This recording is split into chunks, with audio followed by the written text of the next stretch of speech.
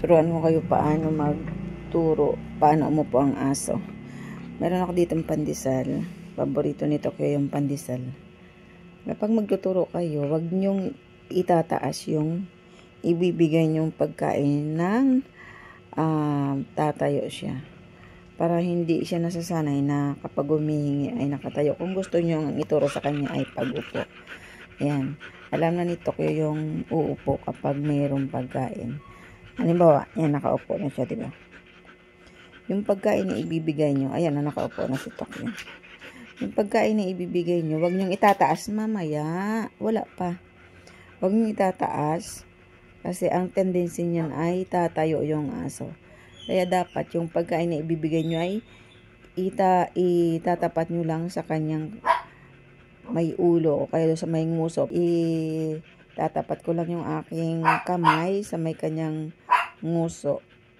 Ayan. Medyo mababa lang. Oh, di ba umupo? Hindi pa. Wala pa akong sinabi. Ayan. Oh, ganun lang ang pagturo. Hindi pa nga masyado kang hyper.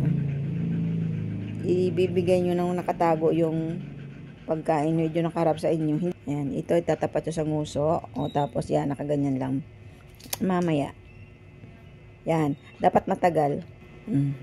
Yan. Tapos, para pag-stay siya. Para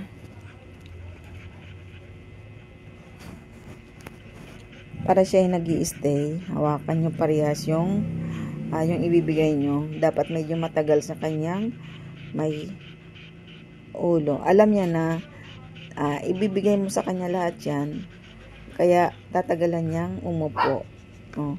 Halimbawa, ganyan katapat. O, di ba nakaupo siya? Sit. Sit, Tokyo. Sit. Sit. Stay.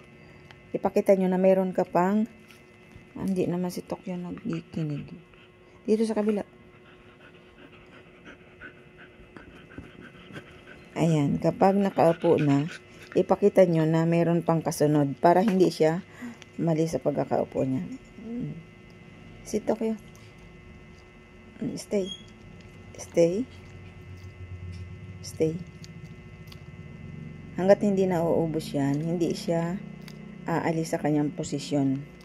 Ganun lang yung pagtuturo. At saka ibibigay yung tricks ay yung paborito ng inyong aso.